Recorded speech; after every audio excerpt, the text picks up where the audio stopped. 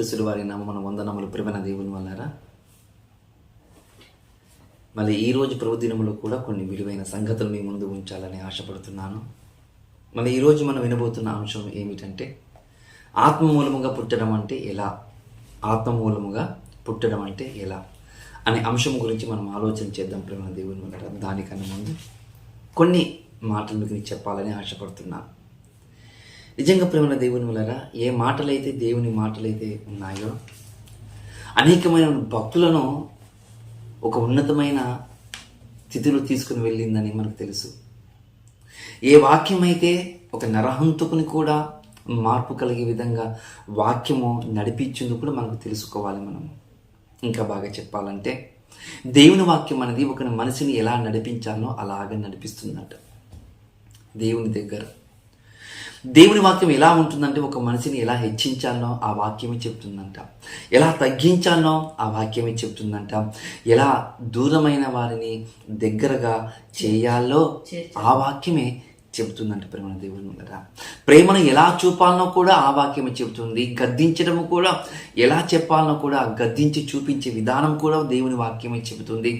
నెమ్మది కలగడం ఎలా అనేది కూడా దేవుని వాక్యమే చెబుతుంది. ప్రేమ దేవుని వల్ల ఇంకా బాగా చెప్పమంటారా, వ్యభిచారులు సైతము మార్పు కలిగించే వాక్యము అని గుర్తు చేసుకోవాలి. మరణాన్ని కూడా జయించగలిగే వాక్యానికి అంత విలువ ఉందని మీరు గుర్తుకు చేసుకోవాలి. ప్రేమ దేవుని వల్ల వాక్యం ద్వారా మరణం కూడా జయించవచ్చా అంటే అవును. అలాంటి వాక్యము ఈరోజు మానవ ప్రపంచంలో ఆనాటి నుండి ఈనాటి వరకు ఒక ఉప్పనిలాగా దేవుని వాక్యము ప్రజ్వలిల్లుతుందని మీరు గుర్తుకు చేసుకోవాలి. మళ్ళీ అలాంటప్పుడు దేవుని వాక్యం మనం వస్తున్నాం వినటానికి, దేవుని వాక్యము మనము నేర్చుకోవడానికి వస్తున్నాం మనం. మళ్ళీ అలాంటి దేవుని వాక్యము వచ్చేటప్పుడు మనం ఎలా ఉండాలనో మనమే ఆలోచన చేసుకోవాలి. ఏమో దేవుని మందిరానికి వచ్చాము, విన్నాము, వెళ్ళిపోయాము అంటే అది సమంజసం కాదు.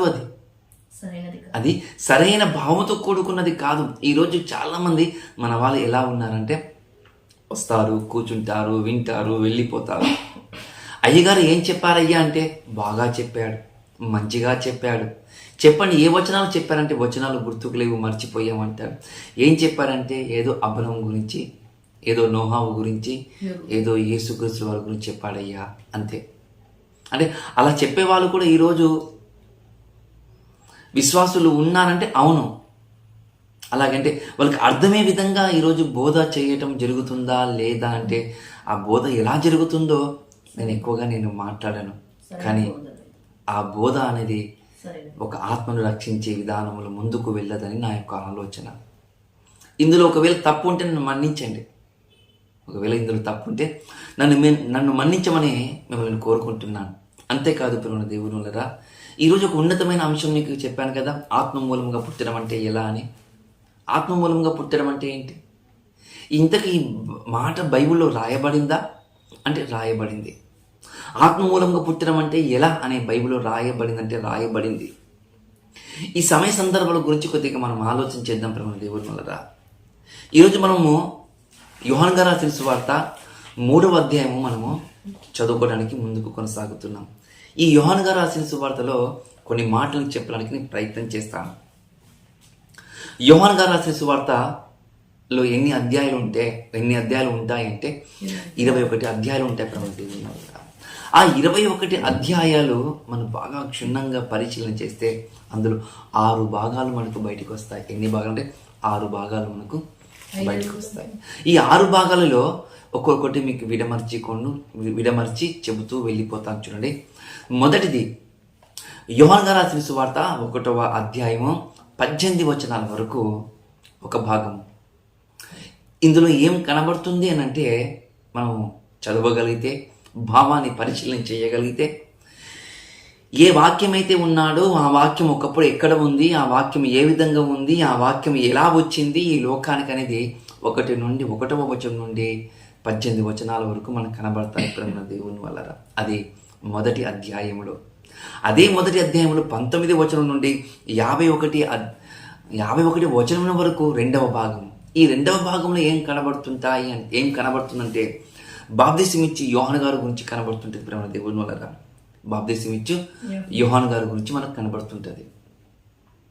అంతేకాదు ఈ 19 వచనం నుండి 51 వచనములో యేసుక్రీస్తుల వారికి తొలి శిష్యులు, మొదటి శిష్యులు ఎలా వచ్చారు, ఏ విధంగా వచ్చారనేది మనకు ఈ మొదటి అధ్యాయంలో మనకు క్షుణ్ణంగా కనబడుతుంది. చూడండి, ఇది 2వ భాగము. ఇంకా 3వ భాగం చెప్పడానికి నేను ప్రయత్నం చేస్తాను.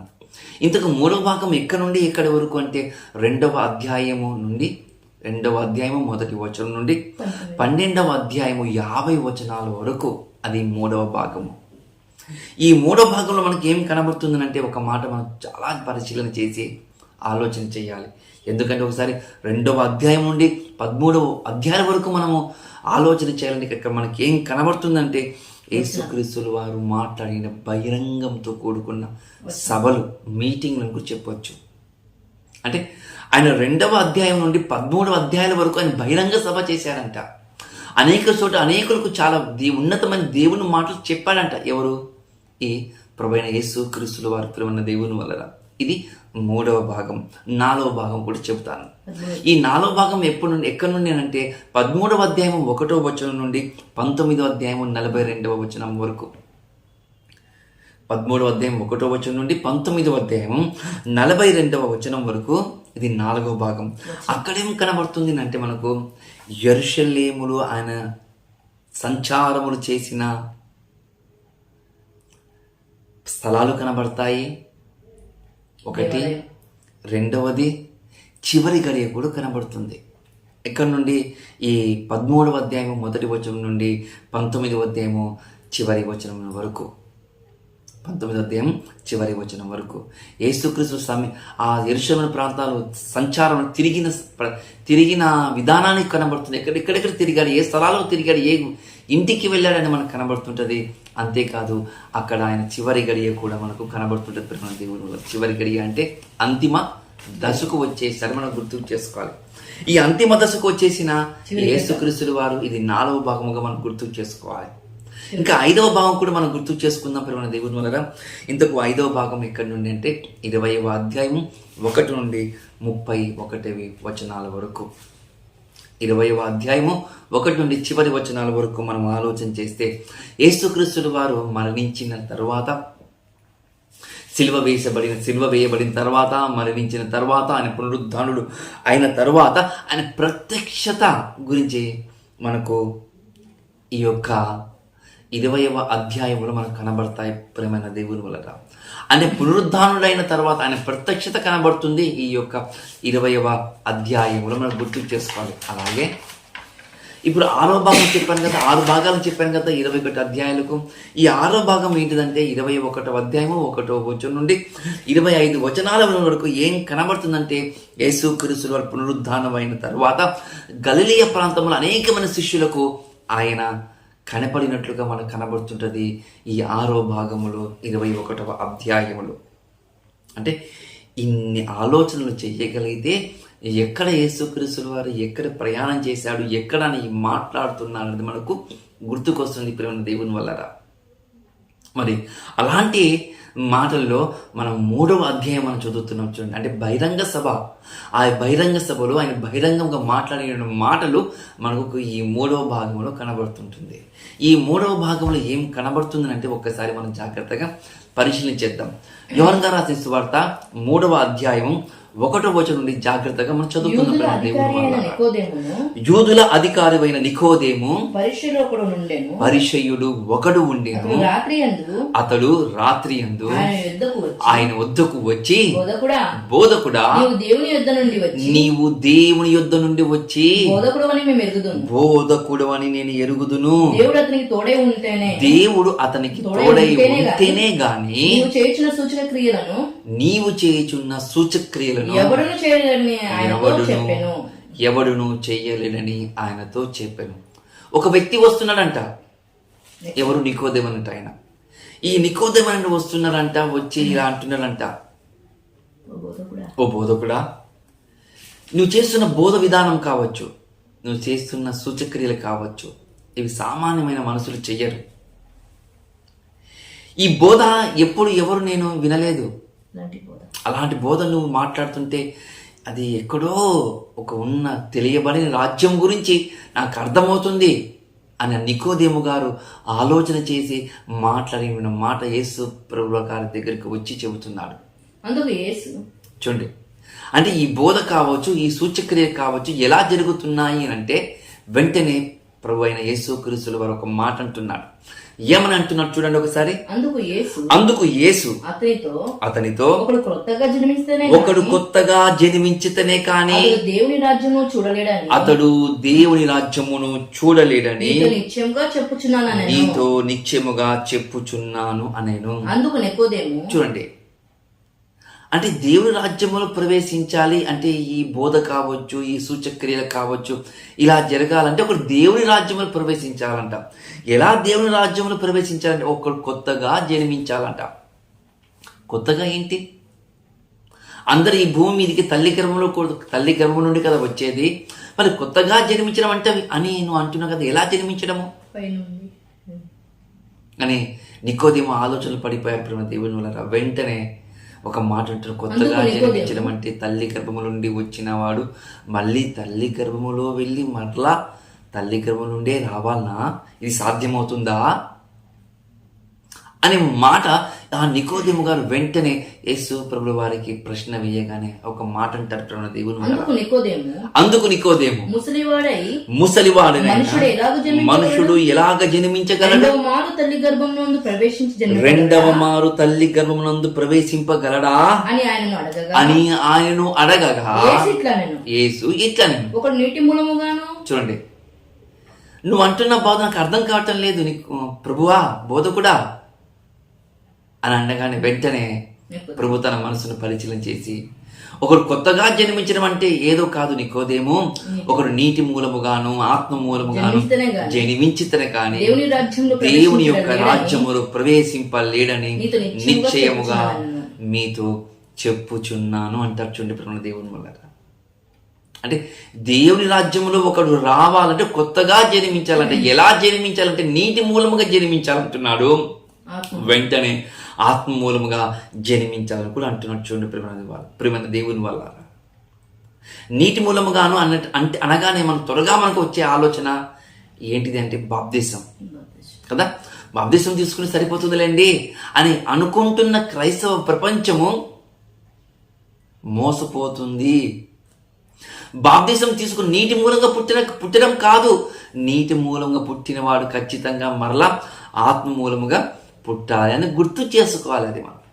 అది మనం గుర్తు చేసుకోలేకపోతున్నాం. ఒక నీటి మూలంగా పుడితే చాలు మనం పరలోకానికి వెళ్ళిపోతాము. సంఘానికి వచ్చినా రాకపోయినా, ప్రభు బల్లలో చెయ్యి వేసినా చెయ్యి వేయకపోయినా, పరిచర్యకు సహకారం అందించకపోయినా, ప్రార్థన చేసినా చేయకపోయినా మన పరలోకానికి వెళ్తాము అని ఒక ఆలోచన భావంతో ఉన్న ఈ క్రైస్తవ సమాజానికి దేవుడు హెచ్చరికలు జారీ చేస్తున్నాడు. ఏమైనా హెచ్చరికలు జారీ చేస్తున్నాడు తెలుసా? చూడండి, శరీర మూలముగా ఒక మాట అంటున్నాడు. ఎలా అంటే ఒకడు నీటి మూలముగా కాదు జన్మించేది, నీటి మూలముగాను జన్మించిన తర్వాత వెంటనే ఆత్మ మూలముగా జన్మించాలి అంటారు ప్రేమ దేవుని వల్ల. ఆత్మ మూలముగా అంటే ఈరోజు బాప్తిసం తీసుకుని చాలామంది మేము నూతన సృష్టి అనుకుంటున్నాం, నూతన ప్రపంచం అంటున్నాం. కానీ బైబిల్ అలా చెప్పటం లేదు. బైబిల్ ఏం చెప్తుందంటే నీటి మూలముగా అంటున్నాడు. ఎందుకు నీటి మూలముగా అంటున్నాడంటే పాత నిబంధనలో కొన్ని మాటలు ఆలోచనతో కూడుకున్న మాటలు అక్కడ మనకు కనబడుతుంటాయి ప్రేమ దేవుని వల్ల. ఆలోచనతో కూడుకున్న కొన్ని మాటలు మనకు కనబడుతుంటాయి. చూడండి, ఎక్కడ కనబడుతుందంటే మనకు నిర్గమాకాండము 30వ అధ్యాయంలో 17వ వచనంలో కనబడుతుంటుంది. చూడండి, నిర్గమాకాండము 30వ అధ్యాయంలో 17వ వచనం నుండి 21వ వచనం వరకు మనకు కనబడుతుంది. అక్కడ ఏం కనబడుతుందంటే మరియు యెహోవా మోషేతో ఇట్లా నేను కడుక్కొనుటకు నీవు ఇత్తడితోను దానికి ఒక గంగాళమును ఇత్తడి పీఠము చేసి దానితో గంగాళమును ఒక ఇత్తడి పీఠం చేసి ప్రత్యక్ష గుడారమునకు బలిపీఠముకు నడుము దానిని ఉంచి బలిపీఠము నడమ దానిని ఉంచి నీళ్లతో నింపవలెను. ఆ నీళ్లతో ఆహారమును ఆ నీళ్లను అహరోనును అతని కుమారులను చేతులు కాళ్ళను కడుక్కునవలెనని తమ చేతులను కాళ్ళను కడుక్కున్నవలెనని వారు ప్రత్యక్షపు గుడారంలోనికి అప్పుడు వారు వెళ్ళినప్పుడు ప్రత్యక్ష గుడారమును ప్రవేశింపబడుతారని ఒక మాట సేవ మనకు చేసి కనబడుతుంది ప్రేమ దేవుని వలన. అంటే ప్రత్యక్ష గుడారములు సేవ చేయాలంటే ప్రత్యక్ష గుడారములు రావాలి. అంటే ఏర్పరచబడిన అహరోను కుమారులు అహరోను ఎలా ఉండాలంటే ఆ గంగాములో ఉన్న నీళ్లను ఖచ్చితంగా కడుక్కొని రావాలి, కాళ్ళు చేతులు కడుక్కొని రావాలి సేవ అని చేయాలి. ఒక నిబంధన మనకు కనబడుతుంది చూడండి. అంటే దేవుని సన్నిధానంలోకి రావాలంటే ఖచ్చితంగా కాళ్ళు కడుక్కు ఆ నీళ్లు అవసరం అని చెప్తుంది మన ప్రేమ చేతులు కాళ్ళు దేవుని వలన. కడుక్కునవలెను. చూడండి, మరి నీటి అవసరం అంట. ఆ నీటి అవసరం ఖచ్చితంగా మీరు కడుక్కొని దేవుని సేవ చేయడానికి రండి అంటున్నాడు. ఈరోజు అదే నీటితో, గంగాళంతో కూడుకున్న నీటితో ఈరోజు మనకు కొత్త నిబంధనకు వెళ్ళిపోతే ఆ కొత్త నిబంధన ఏమంటుంది తెలుసా? బాప్తిస్మము తీసుకొనటము, అది నీటి మూలముగా జనిమించడం అని చెప్తుంది ప్రేమ దేవుని వలన. బాప్తిస్మం తీసుకున్న ప్రతి ఒక్కరు నీటి మూలంగా పుట్టినవాడు. ఆత్మ మూలంగా పుట్టినవాడా అంటే కాదు, ఆత్మ మూలంగా వారు పుట్టలేదు. ఇంకా ఆత్మ మూలంగా పుట్టాలంటే బైబిల్ చెప్తుంది. ఎలా చెబుతుంది? జాగ్రత్తగా మనం పరిశీలన చేద్దాం ప్రేమ దేవుని వల్ల. జాగ్రత్తగా మనం పరిశీలన చేద్దాం. మరొక మాట మీకు చెప్పడానికి నేను ప్రయత్నం చేస్తాను. దేవుని వాక్యము మనిషిని కడుగుతుంది అంట. నమ్ముతారా? నిజంగా కడుగుతుందంటే దేవుని వాక్యం. అది ఎలా కడుగుతుందో మీకు బాగా తెలుసు ప్రేమ దేవుని వల్ల. రాను రాను మీకు చెప్పడానికి నేను ప్రయత్నం చేస్తాను. చూద్దాం, కొన్ని మాటలు చెప్పడానికి నేను ప్రయత్నం చేస్తాను. మొదలుగా నీ ఆత్మ మూలంగా పుట్టినవాడు ఎలా ఉంటాడు అంటే మత్తయి గారు రాసిన సువార్త 18వ అధ్యాయము, జాగ్రత్త చదువుకుందాము, తప్పు లేకుండా చదువుకుందాం ప్రేమ దేవుని వల్ల. 3వ వచనము చూడండి. 18వ అధ్యాయము 1 నుండి 3 వచనాల వరకు మనం చదువుకుందాం ప్రేమ దేవుని ఆ వల్ల. కాలమున శిష్యులు యేసునొద్దకు వచ్చి పరలోక రాజ్యంలో ఎవడు గొప్పవాడని అడగగా పరలోక రాజ్యంలో ఎవడు గొప్పవాడని అడగగా ఆయన ఒక చిన్న బిడ్డను తన యొద్దకు పిలిచి ఆయన ఒక చిన్న బిడ్డను తన యొద్దకు పిలిచి వారి మధ్యను నిలవబెట్టి ఇట్లనెను, మీరు మార్పు నొందిన బిడ్డల వంటి వారైతేనే గాని మీరు మార్పు నొంది బిడ్డల వంటి వారైతేనే గాని పరలోక రాజ్యంలో ప్రవేశింపరని పరలోక రాజ్యమును ప్రవేశింపలేరని మీతో నిశ్చయముగా చెప్పుచున్నాను అంటున్నప్పుడు దేవుని వల్ల. అంటే మీరు పరలోక రాజ్యానికి రావాలంటే మీరు ఎలా కావాలో తెలుసా? అంటే ఒక చంటి బిడ్డను తీసుకొని వచ్చి ఇలా ఉండాలి. ఒక చంటి బిడ్డను ఎందుకు తీసుకొస్తున్నాడు? చంటి బిడ్డకు నుంచి మనకు దేవుని రాజ్యంలో ప్రవేశించడానికి గల అర్థం ఏంటి అంటే, చంటి బిడ్డకు ఎలా మనసు ఉంటుంది తెలుసా? నిష్కపటమైన మనసు ఉంటుంది. ఆ చంటి బిడ్డకు కపటం తెలియదు. కొట్టినా, తిట్టినా, గిచ్చినా, హేళన చేసినా, చీదరించినా వాళ్ళు పరిగెత్తుకొని మళ్ళా తల్లిదండ్రుల దగ్గరికే వెళ్తారు. చూడండి ప్రేమ దేవుని వల్ల. అంటే అలాంటి మనసు, నిష్కపటమైన మనసు, కాపట్యం లేని మనసు, యథార్థమైన మనసు, దేవునికి ఇష్టమైన మనసు, అలాంటి చిన్న పిల్లల మనస్తత్వము మీలో ఉండాలి. ఇది ఎలా వస్తుందంటే ఒకడు ఆత్మ మూలంగా పుట్టిన వానికి వస్తుంది అంటున్నట్టు దేవుని వల్ల. ఆత్మ మూలంగా పుట్టినవాడు ఇలాంటి మనసు ఉంటుందా అంటే అవును, ఇలాంటి మనసే ఉంటుంది అని మీరు గుర్తుకు చేసుకోవాలి. ఇది మొదటిది. మీరు ఎలా చెప్పగలుగుతారు ఇలా? అలాంటి మనసు ఎలా ఉంటుందంటే ఎగ్జాంపుల్ మీకు తెలుసు ప్రేమ దేవుని వల్ల. ప్రభువైన యేసుక్రీస్తుల వారు పట్టిస్తానని తెలిసినా కూడా ఇస్కరియోతు యూదా గారికి ఏం చేశాడు?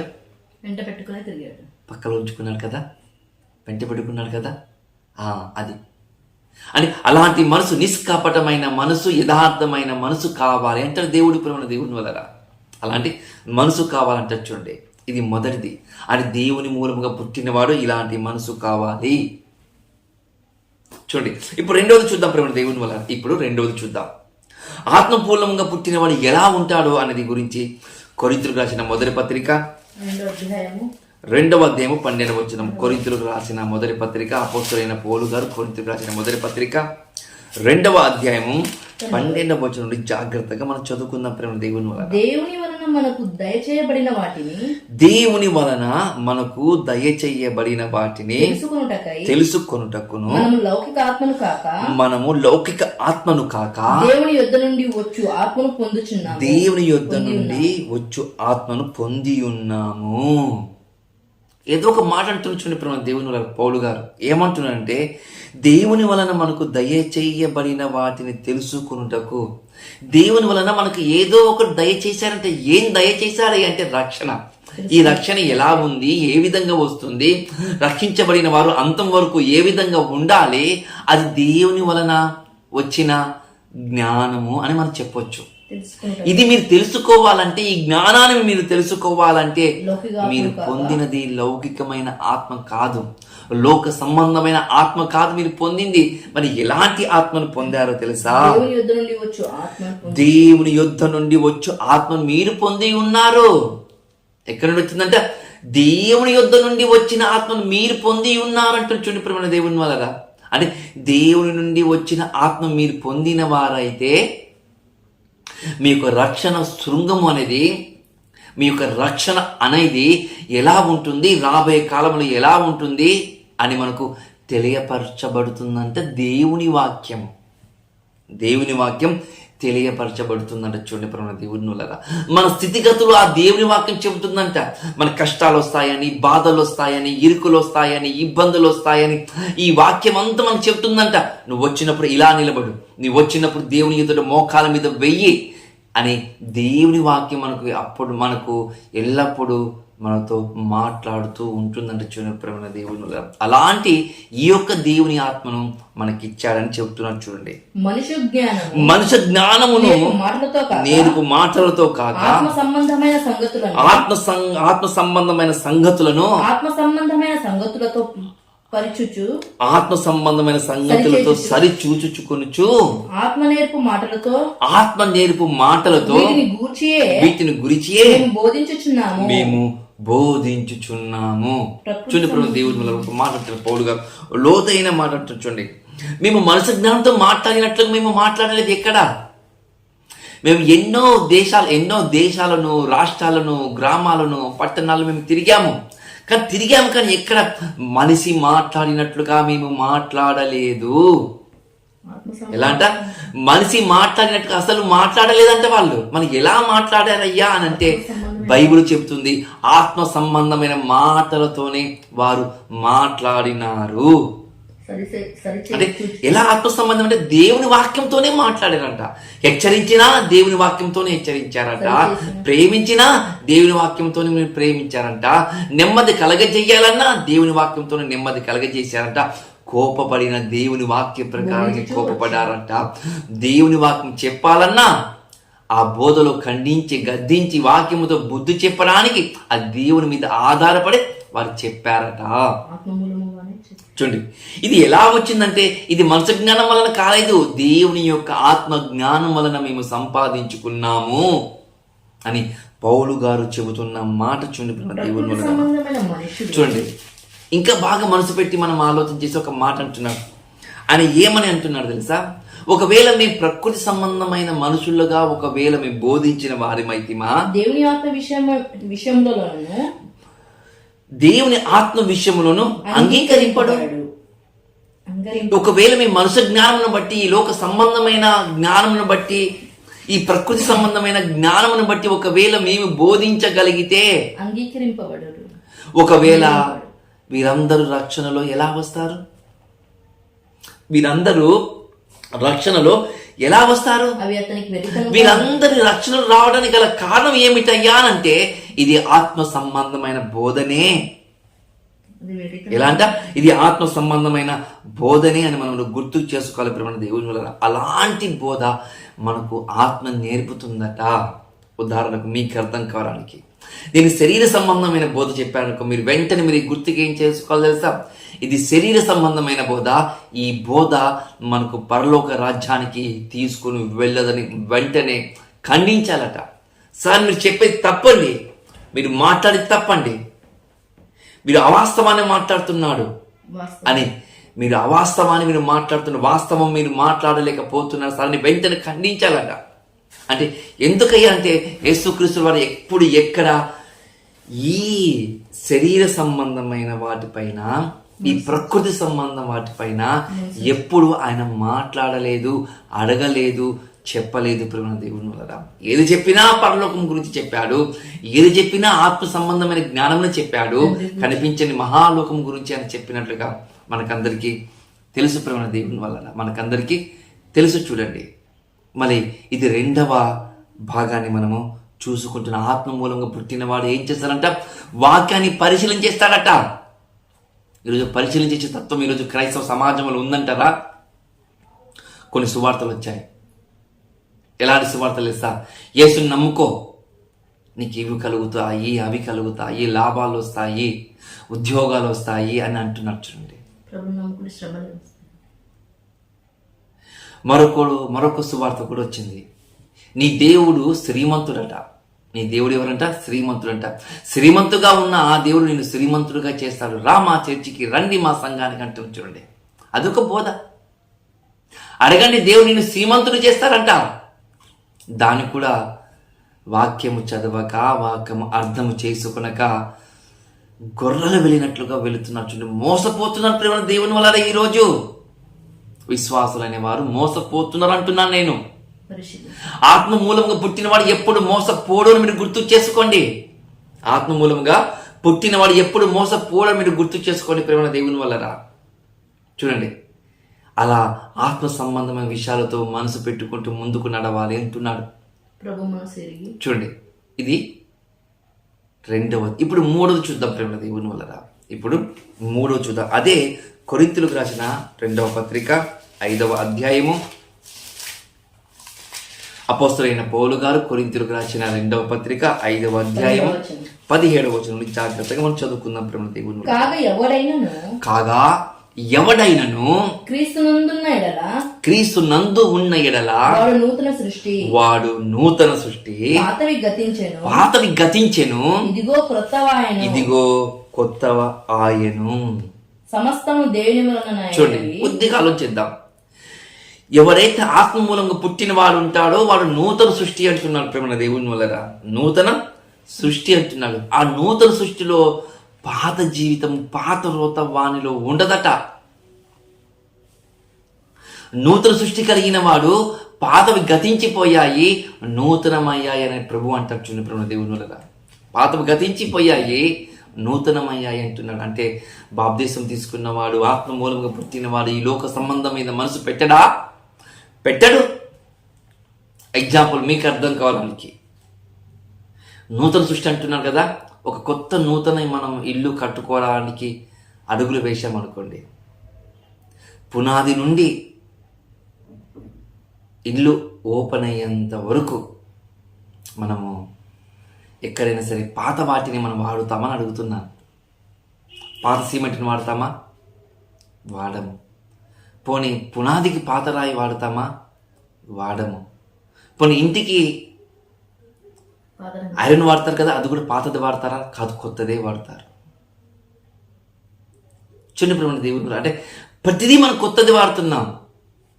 ఎందుకంటే బలంగా ఉండటానికి, మనం నివసిస్తున్న ఇల్లు బలంగా ఉండటానికి మనం కొత్తదే వాడుతున్నాం, దృఢంగా ఉండటానికి. ఇంకా బాగా చెప్పాలంటే ప్రభు కూడా ఒక మాట అంటున్నాడు. ఏమని అంటున్నాడంటే, ప్రభువు మీరు పాతవి గతించిపోయాయి, మీరు నూతన, మీరు నూతన సృష్టి. మీరు ఎవరు తెలుసా? నూతన సృష్టి. చూడండి, అలా నూతన సృష్టి, ఇదిగో కొత్తవా. మీరు అంత కొత్త, మీ తలంపు కొత్త, మీ ఆలోచన కొత్త, మీ నడవడిక కొత్త, మీ మాట కొత్త, మీ ఉద్దేశాలు కొత్త, మీ నిరీక్షణ కూడా అన్ని కొత్తవే అంట. పాతవి ఉండకూడదంట. మనం కూడా అప్పుడప్పుడు ఒక మాట అంటుంటాం, పాత మనిషి నా ఇంటెనా అంటాం. చూడండి, మనం కూడా పాత లాంటి వాడి నా ఇంటెనా, నీ సంగతి చూసేవారం రా అంటారు. చూడండి, అది పాత మనిషి అంటే ఒకప్పుడు ఎలా బతికేటోడు ఇలా కదా, నీ సంగతి మరోలాగా ఉండేది అంటుంటాం. చూడండి, మనం ఈరోజు అలా కాదంట. పాతవి గతించిపోయాయి, నీ జీవితంలో పాత వాటిని గుర్తుకు చేసుకోనకూడదు అని బైబిల్ చెప్తుంది. చూడండి ప్రేమ దేవుని వల్ల. చూద్దాం ఇంకా ఏమని చెప్తుందో. సమస్తమును దేవుని వలనైనవి, ఆయన మనలను క్రీస్తు ద్వారా తనతో సమాధాన పరుచుకొని ఆ సమాధాన పరుచు పరిచయం మనకు అనుగ్రహించెను. చూడండి ఏమంటారు చూడండి, ఏదైతే మనము సమాధానం లేనప్పుడు ఒక సమాధానం మన మధ్యకు వచ్చిందంట. ఈ సమాధానం ఎలా వచ్చిందయ్యా అంటే దేవునికి నీకు నాకు ఒక సమాధానమే లేదంట, నెమ్మది లేదంట. దేవుడు మన మీద ఉగ్రత కలిగిన వాడిగా ఉండంట.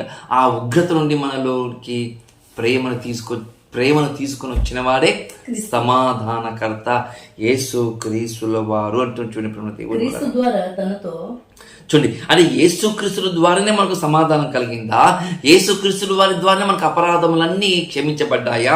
యేసుక్రీస్తుల వారి ద్వారానే మనకు పాప క్షమాపణ కలిగిందంటే అవును, ఆయన ద్వారానే కలిగిందని మనం చూడండి. దేవుని వల్ల ఆయన ద్వారానే మనకు కలిగింది అంటాడు చూడండి. అలా చెబుతూ ఆత్మ మూలముగా పుట్టినవాడు ఎలా ఉంటాడంటే ఒక మాట 20 వచనంలో జాగ్రత్తగా మీరు చూడండి ఒకసారి. కావున దేవుడు మా ద్వారా వేడుకొన్నట్లు మేము క్రీస్తునకు రాయబారులమై దేవునితో సమాధాన పడునని క్రీస్తు పక్షముగా మిమ్మల్ని బతిమాలుకొనుచున్నాను. ఈరోజు క్రీస్తు రాయబారులుగా మేము నిలబడ్డామని దానికి కారణం ఎవరు తెలుసా? ఆ ప్రభువే. ఎందుకంటే క్రీస్తు రాయబారులుగా మేము ఊకే కాలైతే మేము ఎలా అయ్యాం తెలుసా? క్రీస్తు రాయబారులుగా మేము పాతవన్నిటిని మర్చిపోయాం, మేము కొత్త వాటి మీద మనసు పెట్టాము. మేము కొత్త వాటి మీద మనసు పెట్టాము కాబట్టి పాతవన్నీ గతించిపోయాయి, ఇప్పుడు నూతనము అయ్యాయి అంటూ చూడండి దేవుని వల్ల పౌలు గారు. అలా నూతనమైన వాటిపైన మిమ్మల్ని ప్రతిమాలు కొనుక్కొనిచున్నాను. మీరు కూడా నూతనముగా బ్రతికి నూతన వాటిపైన మీరు మనసును ఉంచుకొనని పౌలు గారు చెబుతున్న మాట చూడండి. ఇంత లోతుగా మాట్లాడుతుండే ప్రేమ దేవుని వల్ల. అంటే మొదటిది చూసాము, నిస్వార్థమైన మనసు, కపటం లేని మనసు, నెమ్మదితో కూడుకున్న మనసు ఒక మొదటిగా ఆత్మ మూలంగా పుట్టిన వాడికి ఉంటుందని చూసాం. రెండోది కూడా చూసాం, ఆత్మ సంబంధమైన వాడు ఎలా ఉంటాడయ్యా అంటే ఆత్మ సంబంధమైన మాటలు, ఆత్మ సంబంధమైన ఆలోచనలు, ఆత్మ సంబంధమైన క్రియలు, ఆత్మ సంబంధమైన నడవడిక తనకు కలుగుతుందంట. శరీర సంబంధం వాటి మీద మనసే పెట్టారంట, వాటిని వెంబడి పోడట. రెండోది చూసాం. మూడోది కూడా చూసాం. ఇక నూతన సృష్టి. పాతవి నీ జీవితంలో గుర్తుకే రాకూడదు, నూతనం కావాలి. నీ జీవితం నూతనం కావాలి, నీ ఉద్దేశాలు నూతనం కావాలంటూ ఇప్పుడు దేవుని. ఇది మూడవది. ఇప్పుడు నాలుగవది కూడా చూద్దాం. తెస్సలోనికి రాసిన 2వ పత్రిక 2వ అధ్యాయము. తెస్సలోనికి రాసిన 2వ పత్రిక 2వ అధ్యాయము 13, 14, 15 వచనం జాగ్రత్తగా చూద్దాం. ప్రేమ దేవుని వల్ల ప్రభు వలన ప్రేమింపబడిన సహోదరులారా, ఆత్మ మిమ్మును పరిశుద్ధపరచుట వలనను మీరు సత్యమును నమ్ముట వలనను రక్షణ పొందుటకు దేవుడు ఆది నుండి మిమ్మును ఏర్పరచుకొనెను గనుక మేము మిమ్మును బట్టి ఎల్లప్పుడూ మేము దేవునికి కృతజ్ఞతాస్తుతులు చెల్లించ బద్దులమై ఉన్నాము అంటుంచండి. అని ఏమంటున్నంటే, ఏ ఆత్మ మిమ్మల్ని పరిశుద్ధపరిచిందో, ఏ ఆత్మ అయితే మిమ్మల్ని పవిత్రపరిచిందో, ఏ ఆత్మ అయితే మిమ్మల్ని కాపాడిందో, ఇది ఇక్కడిది కాదు, ఇప్పుడుది కాదు. ఇది ఈ తలంపు ఇప్పుడుది కాదు, ఈ ఆలోచన ఇప్పుడుది కాదు. ఎప్పుడో తెలుసా ఈ ఆలోచన, ఎప్పుడో తెలుసా ఈ సంకల్పము అని అంటే బైబిల్ చెప్తుంది, జగత్తుకు పునాదులు వేయబడక మునిపే ఈ యొక్క సంఘటన జరిగింది అని మిమ్మల్ని చెప్పుతున్నాను. ఇలా మీరు గుర్తు చేసుకోండి, ఇలా మీరు ఆలోచన చేసుకోండి అని బైబిల్ చెబుతున్న మాట చూడండి. ప్రేమ దేవుని వలన బైబిల్ చెప్తున్న మాట చూడండి. అందుకంటే చూడండి, సత్యము నమ్ముట వలనను రక్షణ పొందుటకును దేవుడు ఆది నుండి మిమ్మును ఏర్పరచుకొనేను గనుక మేము మిమ్మును బట్టి ఎల్లప్పుడు దేవునికి కృతజ్ఞతాస్తుతులు చెల్లించుచున్నామంట. చూడండి ప్రేమ దేవుని వల్ల దేవునికి ఎల్లప్పుడు మేము కృతజ్ఞతాస్తుతులు చెల్లించున్నామంటే ఈ రక్షణ అనేది మాకు వచ్చింది సామాన్యమైనది కాదు. జగతుకు పునాదులు వేయబడక మునిపే ఆయన అనుకున్నాడు కాబట్టి ఈ రక్షణ మాకు వచ్చింది. ఈరోజు ఆత్మ మూలంగా మేము పుట్టాము. ఆత్మ మూలంగా పుట్టిన మేమందరము ఆత్మను అనుగ్రహించుట వలనే మేము ముందుకు కొనసాగుతూ ఉంటున్నామంట. చూడండి ప్రేమ దేవుని వల్ల అపోస్తలుడైన పౌలు గారి యొక్క మాట విధానము చాలా గంభీరంగా కనబడుతుంది, లోతుగా కనబడుతుంది, మన చెంపలు వాయించులు కూడా కనబడుతుంది. చూడండి మరి అలాంటి మాటలు చెబుతున్న ఈ పౌలు గారు మన ఆత్మీయమైన జీవితాన్ని గురించి ఎంతో చెబుతున్నాడు. చూడండి, చివరికి ఒక మాట చూసుకుందాం ప్రేమ దేవుని వల్ల. చివరికి ఒక వచనం చూసుకొని మనం ముగించుకుందాం. మొదటి యోహాను 2వ అధ్యాయము, మొదటి యోహాను 5వ అధ్యాయము 1 నుండి 5 వచనాల వరకు జాగ్రత్తగా మనం చూద్దాం. చూడండి, యేసే క్రీస్తు ఉన్నాడని నమ్ము ప్రతివాడు దేవుని మూలముగా పుట్టినవాడు. పుట్టిన వానిని ప్రేమించు ప్రతివాడు ఆయన మూలముగా పుట్టిన వానిని ప్రేమించును. మనము దేవుని ప్రేమించుచు ఆయన ఆజ్ఞలను నెరవేర్చువారు మైతిమా. దేవుని పిల్లలను ప్రేమించుచున్నామని దాని వలన ఎరుగుదుము. నిన్ను ప్రేమించిన నాథుడు, నిన్ను రక్షించిన నాథుడు, నిన్ను సృష్టించిన నాథుడు ప్రేమామయుడు. ఆయన ప్రేమతోనే నువ్వు ఈరోజు సజీవులుగా ఉన్నావు. ఆయన ప్రేమతోనే దేవుడు నిన్ను కాపాడుతున్నాడు. ఆయన ప్రేమతోనే నిన్ను ముందుకు తీసుకొని వెళ్తున్నాడు. ఆ ప్రేమ పూర్వకంగానే నిన్ను ముందుకు నడిపించుకుంటూ కాపాడుకుంటూ వస్తున్నాడు. మరి అలా ప్రేమ చూపిన ఆయన ఇప్పుడు అదే ప్రేమ నీవు కూడా ఎదుటివానికి చూపెట్టాలి. అంటూ చూడు ప్రేమ దేవుని వల్ల ఆయన ప్రేమించాడు. ఇప్పుడు నువ్వు కూడా ప్రేమించాలి. ఒకవేళ నువ్వు ఆత్మ మూలంగా పుట్టిన వాడవైతే నువ్వు ప్రేమించాలి కదా. ఆత్మ మూలంగా పుట్టిన వాడిని నువ్వు ఖచ్చితంగా నువ్వు ప్రేమించాలంటే చూడండి ప్రేమ దేవుని వల్ల. అంటే ఆత్మ మూలంగా పుట్టినవాడు ప్రేమించడా అంటే ఆత్మ మూలంగా పుట్టినవాడు ఖచ్చితంగా ప్రేమిస్తాడు, కానీ ఆత్మ మూలంగా పుట్టలేని వాడు మాత్రం ప్రేమించడు. ఎలా ప్రేమించాడు తెలుసా? ఎవరు వచ్చినా కూడా అవాయిడ్ చేస్తుంటారు ప్రేమ దేవుని వల్ల. అలా నా జీవితంలో జరిగింది. ఎన్నో విధాలుగా ఎన్నో రకాలుగా నన్ను వేధించి శోధించి సహోదరులు ఉన్నారు. ఎలా చేశారు తెలుసా? వారి యొక్క తలంపులు కావచ్చు, వారి యొక్క ఆలోచనలు కావచ్చు, వారి యొక్క ఉద్దేశాలు కావచ్చు, అవన్నీ తెలుసుకుంటే నిజంగా ప్రేమ దేవుని వల్ల అయ్యో ఇలా ఉందా క్రైస్తవ్యము, ప్రభుని నమ్ముకుని ఇలా బతికేవారు కూడా ఉన్నారా, అయ్యో అని నా గుండెలు పగిలిపోయాయి ప్రేమ దేవుని వల్ల. నా గుండెలు పగిలిపోయాయి. అలా పగిలిపోయిన సమయంలో నాకు గుర్తుకొచ్చింది ఒకటే, వాళ్ళు ఎలా బతుకుతున్నారు మనకు ప్రాముఖ్యం కాదు, వీరికన్నా గొప్పగా బ్రతకాలి, వీరికన్నా గొప్పగా దేవుని మాటలు నేర్చుకొని చెప్పాలని ఆశ కలిగాను. దేవుడు నాకు నేర్పించాడు దేవుని వాక్యం. నేను ఇంత గొప్పగా మాట్లాడిన కారణం దేవుడే.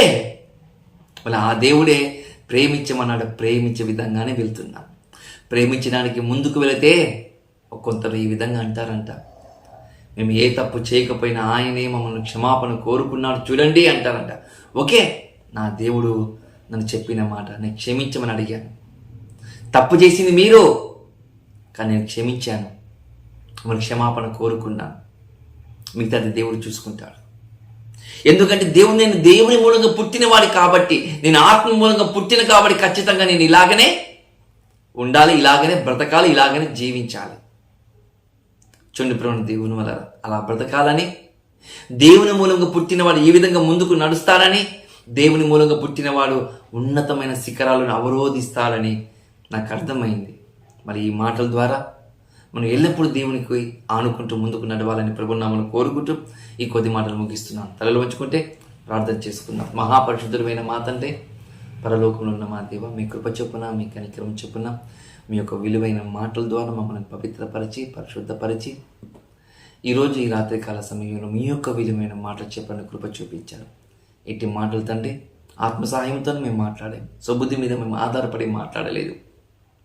మళ్ళీ ఈ మాటలు ఎవరైతే వింటారో వాళ్ళకందరికీ ఆత్మాత్మిక ధైర్యాన్ని దయచేయమని, లోపాల నుండి సరి చేసుకున్న మంచి మనసు ప్రసాదించమని యేసు ప్రభువు వారి నామమున ఈ ప్రార్థన అడిగి సమర్పిస్తున్నాను. పరలోకములో ఉన్న మా కన్న తండ్రి, ఆమేన్.